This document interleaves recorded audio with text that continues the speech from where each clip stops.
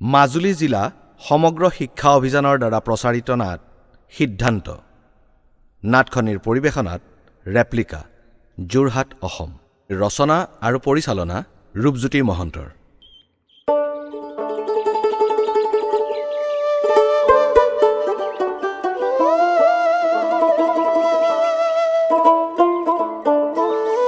বোলা এয়া লো আছা আপুনি দিয়ক টকা দুটা ভৰিম আৰু বংশৰ নামটোতো ৰাখিব লাগিব। নিজৰ ল'ৰাটোৰ লগতে টকা দুটা খৰচ কৰিব নোৱাৰিলে হ'ব নেকি? নে কি কোৱা? ঠিক কথা কৈছে দাদা। ল'ৰা পোনাটোৰ ভৱিষ্যতটোহে সম্পদ। পঢ়া শুনাতেই যদি খৰচ নকৰোঁ, মানে ভেটিটোৱেই যদি সবল নহয়, ঘটিছোঁ কেলৈহে? এতিয়া আকৌ চৰকাৰী স্কুললৈ অনাৰ কোনো অৰ্থ নাই। জোনাক এতিয়া ক্লাছ 5 পালেগৈ, ডাঙৰ হ'ল। চৰকাৰী স্কুলৰ ল'ৰা ছোৱালীৰ লগত সি মিলিব নোৱাৰিব নহয়। তাকেইতো মোৰ দাদা, আপুনি ৰেইনব' স্কুলখনতে দিয়াটো ফাইনেল কৰি দিয়ক। তুমি মোৰ মনৰ কথাটোকে ক'লা দেই ভোলা। এই জোতাই মোজাই ইউনিফৰ্মযোৰত যিটো গপচ লাগিব আমাৰ জোনাকক, নহয়নে বাৰু? সেই গপচডালেইতো মই ভয় কৰোঁ।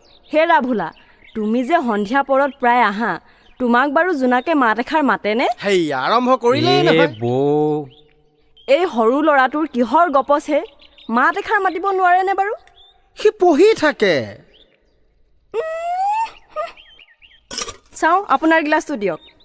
লোৱা। জোনাক, মোবাইলটো থবিনে নে মই গৈ ভাঙিম? চাওঁ, এইফালে আহ।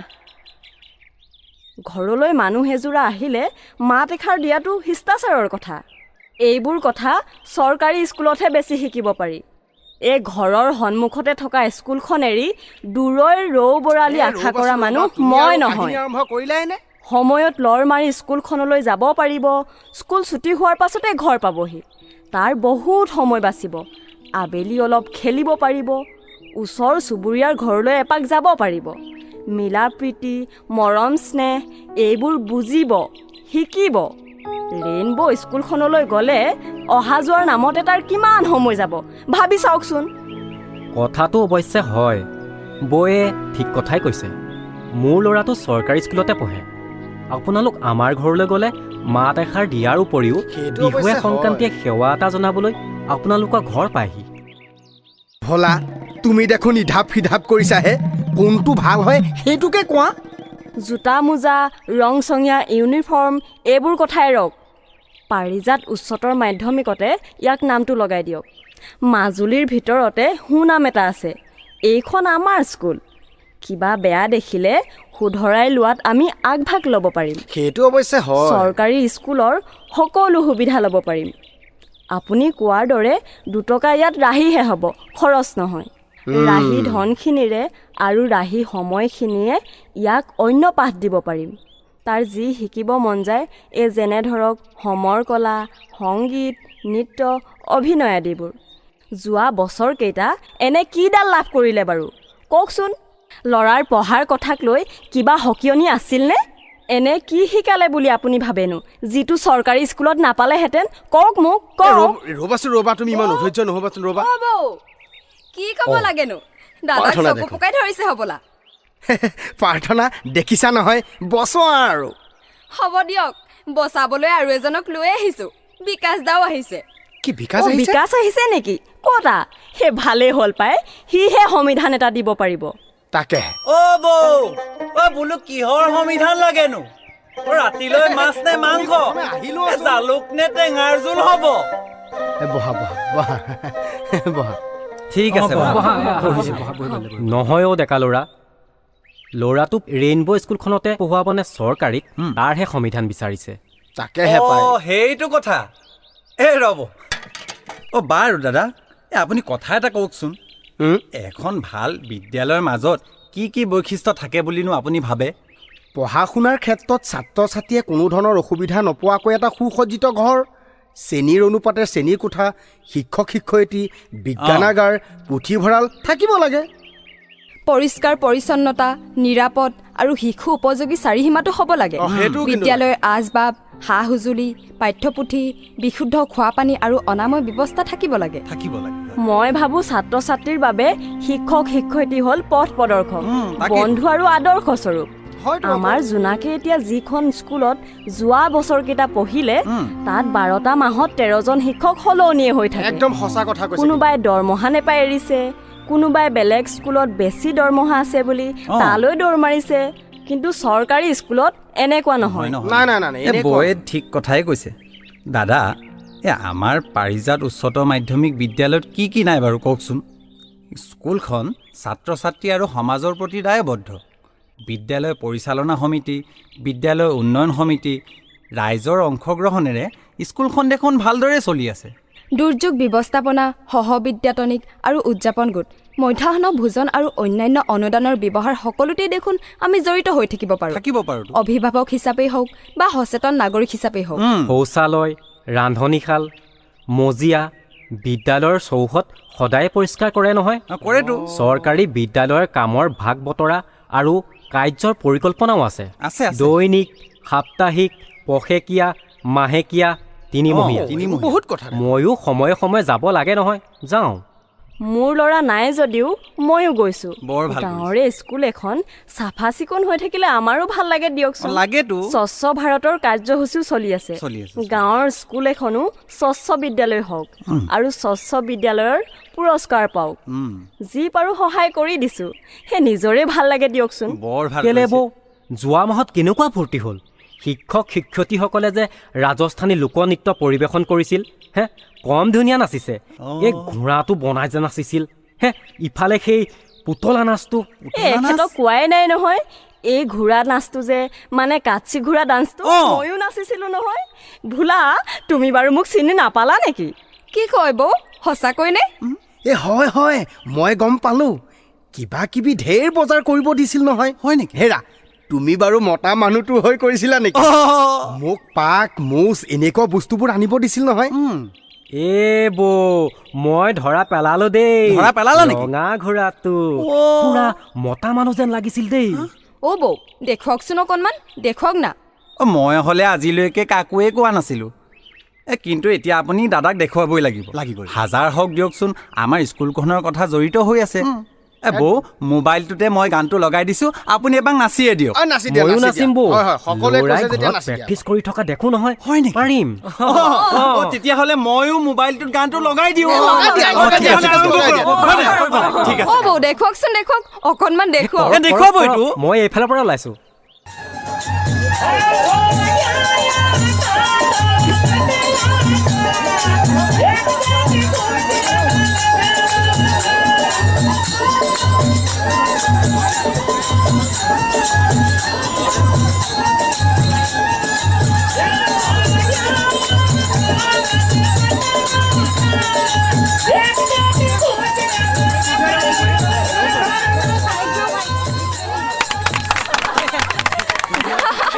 কেনেকুৱা পালা ভাল হৈছেনে বাৰু ভাল হৈছেতো আকৌ ধুনীয়া নাচিছে দেই আৰে নানাচিব কেলে আগতে ৰাসত দেখিলে কেনেকুৱা দাদা নাচিছিল। চৰকাৰী বিদ্যালয় কামাল ৰাজস্থানলৈতো আপুনি ফুৰাবলৈ নিনিলে এতিয়া ৰাজস্থানখন দেখোন ঘৰতে আহি পৰিল উট দুটা বান্ধি থলে নালাগে আৰু হেৰা তুমি ৰাজস্থানীৰ কিবা কিবি বনাইছিলা নহয় দিয়াচোন ইহঁতক হয় নেকি? খাওক ইহঁতে দিয়ক আকৌ মিৰ্চি বৰা আৰু কুৰ্মা বনাইছিলোঁ বাহ। ৰবা আনোগৈ যোৱা, যোৱা, বাহ সোনকালে লৈ আহ। বৌ মানিছোঁ দেই এয়া লোৱা দিয়ক অঁ দিয়ক দিয়ক দিয়ক মোকো দিয়ক এটা দেখিবলৈ বৰ ধুনীয়া হৈছে দেই খাই চোৱাচোন খাই চোৱা বৰ ধুনীয়া লাগিছো আইঅ ইমান জ্বলা কি বেছি জ্বলা হ'ল নেকি মই দেখোন জ্বলা নাই তুমি এয়া এটা খাই চোৱা এই খোৱা খোৱা খোৱা এই অকণ জ্বলা পালেও কিন্তু এই বৰ টেষ্টি হৈছে আকৌ হা? এক ভাৰত শ্ৰেষ্ঠ ভাৰত সাৰ্থক হৈছে দেই বৌ দাদা কোৱা আমাৰ এই অসমৰ কলা সংস্কৃতিও এতিয়া ৰাজস্থানৰ স্কুলবোৰত দেখুওৱা হৈছে নহয় কি কোৱা এই সময়ত চাগে ৰাজস্থানৰ কোনোবা এঘৰত পিঠাগুড়ি সান্দহ দৈ চিৰাও ওলাইছে। উত্তৰ গাখীৰেৰে খাবনে? ডিঙিতে গামোচা এখন লৈ টপা টপে গিলিছে চাগে। বেছিকৈ নকবা পাই, চৰচৰণি খাব। চৰকাৰে কিন্তু ব্যৱস্থা কিছুমান লৈছে দেই। তাকে ভালেই হৈছে কথাবোৰ। অঁ। মইতো এইবোৰ কথা জনাই নাছিলো নহয়। তাকেইতো বিভিন্ন স্কলাৰশ্বিপ, জ্ঞান যাত্ৰা, গুণোৎসৱ এইবোৰতো তুমি শুনিছাই। তুমি পিছে ছায়েন্স এডুকেশ্যনৰ ওপৰত যে ব্যাপক ব্যৱস্থা লোৱা হৈছে সেই বিষয়ে জানানে নাই? আকৌ 150 বছৰীয়া মহাত্মা গান্ধীৰ জন্ম জয়ন্তীৰ বৰ্ষজোৰা উদযাপনৰ বিষয়ে তাত যে বহুত কিবা কিবি সামৰি লৈছে। হয় নেকি? স্বাস্থ্য আৰু শাৰীৰিক ক্ষমতা, সাম্প্ৰদায়িক সম্প্ৰীতি, অহিংসা আৰু শান্তি, স্বদেশী সত্যতা, মহিলা সবলীকৰণ, হস্তাক্ষৰ, জীৱ জন্তু, পক্ষী, উদ্ভিদ জগতৰ প্ৰতি দয়া মৰম প্ৰদৰ্শন, গণতন্ত্ৰ আৰু সহনশীলতাৰ মূল্যবোধ। অঁ, শ্ৰমৰ মৰ্যাদা, প্ৰকৃতি সংৰক্ষণ, পদযাত্ৰা, কি কোৱা? চাইকেল যাত্ৰা, সাত্বিক আহাৰ অভিযান, বাটৰ নাট, গীত মাত, বাটৰ নাট? প্ৰাৰ্থনা সভা, ধ্যান আৰু বাহ, যোগ শিবিৰ, বহুত কথা দেখোন। বিভিন্ন ক্ৰিয়াকলাপৰ আয়োজন আজিকালি চৰকাৰী বিদ্যালয়বোৰত বাধ্যতামূলক কৰিছে নহয়। বৰ ভাল কথা হৈছে দেই, বৰ ভাল কথা চমুৱাই হৈছে। কওঁ যদি আগৰ দিনবোৰ আৰু নাই। চৰকাৰী বিদ্যালয়ত ল'ৰা ছোৱালীবোৰক পঢ়ুৱাই ভাল। ভাল। অন্তত সামাজিক দায়িত্ববোধবোৰ বাঢ়িব। বাঢ়িব, প্ৰাইভেট কিয় স্কুলৰ নাবাঢ়িব? ল'ৰা ছোৱালীবোৰ বৰ আত্মকেন্দ্ৰিক হৈ উঠে, যিটো মই নিষ্পত্তিয়ে দেখিব নোৱাৰো। হয়, হয়, মোৰো কিন্তু ভোলা, সেইটো একমত দেই তুমি তোমাৰ জোনাকক দেখিলানে নাই? তাক তেতিয়াই মাতিছিলো নহয়, আহিলে নে বাৰু সি এপাক? কি যে মোবাইল হ'ব থৈ আৰু। এতিয়া সি টিভিত ধৰিছে চাগে। ঘৰত যি পাৰো তাকেই শিকাওঁ দেখোন। তথাপিতো ল'ৰাটো কিয় এনেকুৱা হ'ল? কাৰো সৈতে মিলা মিছা নকৰে। দিনটোৰ সৰহভাগ সময় তাৰ স্কুলৰ নামতে যায়। তাত লগ বন্ধুবোৰ যিবোৰ পায় সিহঁতৰ ধৰণেহে সি ডাঙৰ হ'ব। অঁতো মোৰ ল'ৰাই এগালমান নাম্বাৰ নেপালেও হ'ব। মানুহৰ হতে সি হাঁহি মাতি থাকিব পাৰিলেই মোৰো হ'ল। মোৰো তেনেকুৱাই মত। সিহঁতৰ বয়সততো আমি মধুৰি আম গছৰ ওপৰতেই থাকো। একদম কি সঁচা বৌ, কথা কৈছে আপুনি দেই। গছতো দিব পাৰিছিল নেকি? অতো হে প্ৰাৰ্থনা, তোমাৰ সেই বায়েক চাবলৈ যাওঁতেতো মই মধুৰি গছৰ ওপৰতহে দেখিছো। কুঁহিয়াৰণিত দাঁতেৰে গুচাই কত কুঁহিয়া খালো। এতিয়াতো সিহঁতক কাটি দিলেও চুবাব নোৱাৰে। চিপছ, কুৰকুৰে, কিণ্ডাৰ জয়, ফাষ্টফুডৰ অখাদ্যবোৰহে সিহঁতৰ খাদ্য হ'ব ধৰিছে। তাকে নিদিয়াৰ বাবে মই বোলে বেয়া। মই বোলো ভীমকল এটাকে লৈ যাবি টিফিনত। বৰ বিপদ বুজিছা। ল'ৰা ছোৱালী তোলাটো মুখৰ কথা নহয়। বাৰু দাদা, আপুনি তেতিয়াহ'লে এটা কাম কৰক। কোৱাচোন বাৰু। আমাৰ জোনাকক পাৰিজাত উচ্চতৰ মাধ্যমিক বিদ্যালয়তে দি দিয়ক। স্বাস্থ্যসন্মত আহাৰ গ্ৰহণ, জাংক ফুড, মুখৰোচক আহাৰ, প্ৰাকৃতিকভাৱে শৰীৰ সুস্থ কেনেকৈ কৰিব পাৰি আমাৰ মহাত্মা গান্ধীৰ 150 বছৰীয়া জন্ম জয়ন্তীটোতে শিকিব পাৰিব একদম নহয়। নিশ্চয় শিকিব পাৰিব। আজিকালি আকৌ এই বিদ্যালয়বোৰত শাক পাচলিৰ খেতি, ফল মূলৰ খেতি ছাত্ৰ ছাত্ৰীসকলে নিজেই কৰিব লাগে নহয়। শাক পাচলি খেতিও স্কুলে কৰে। স্কুলে প্ৰায় আৰম্ভ হৈছে এতিয়া। বৰ নিজে ভাল ৰোৱা হৈছে শাক দেই। পাচলি নিজে খাব বিচাৰিবই, হয়। এনেকৈতো শিকিব। শ্ৰমৰ মৰ্যাদা সম্পৰ্কে ধাৰণা লাভ কৰি উৎসাহিত হ'ব। হ'ব। মহাত্মা দেই। গান্ধীৰ জন্ম জয়ন্তী 150টা উদ্ধৃতি লিখিব লাগিব। 150 দিন সমাজ সেৱামূলক কাৰ্য, 150 জোপা গছপুলি, 150 কিলোমিটাৰ পদযাত্ৰা, 150টা দয়াসুলভ কাৰ্য, বাতৰি কাকতত 150টা প্ৰবন্ধ বছৰটোৰ ভিতৰত প্ৰকাশ কৰিবই লাগিব। তাকেইতো। বৰ ভাল কৰিছে দেই। আৰু এটা কথা তুমি পাহৰিয়ে গৈছিলা নহয় প্ৰাৰ্থনা, 150 কিলোমিটাৰ চাইকেল যাত্ৰাও আছিল নহয় লগতে। চাইকেল যাত্ৰা 150 লিটাৰ পানী সংৰক্ষণ, জিলাখনৰ 150খন বিদ্যালয় সংঘবদ্ধ হৈ জগিঙৰো আয়োজন কৰিছে নহয় বিদ্যালয়বোৰে। এনেবোৰ কাৰ্যসূচীৰ ভিতৰত আপোনাৰ ল'ৰাটোৱে একো নিশিকিব বুলি আপুনি কেনেকৈ ভাবিব পাৰে? নাই নাই নাই, শিকিবই শিকিবই। এইবিলাক কথা মই নাজানো কাৰণেহে। কিতাপৰ পাঠেই জীৱনৰ পাঠ নহয় নহয়। এই সিদ্ধান্ত কৰিলোৱেই, চৰকাৰী স্কুললৈকে লৈ আহিম। ভাল কথা। চৰকাৰী স্কুলৰ শেষ বেঞ্চত বহাবোৰহে দেশৰ মূল খুঁটা। একদম ঠিক কথা দেই। তাকেইতো।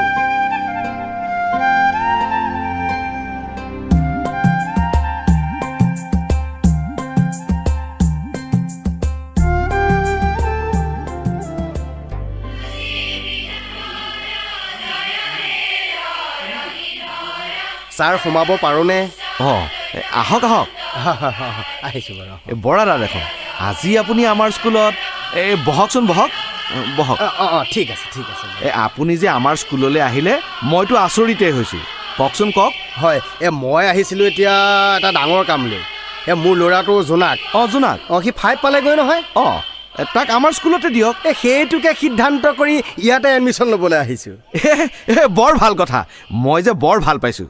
এই যাৱতীয় কামখিনি সকলো মই বাৰু কৰি দিম মোৰ যে কিমান ভাল লাগিছে আপোনাক মই কেনেকৈ কওঁ বৰ ভাল পাইছোঁ কিন্তু এতিয়া আৰু সঘনাই দেখি থাকিব আৰু মোক।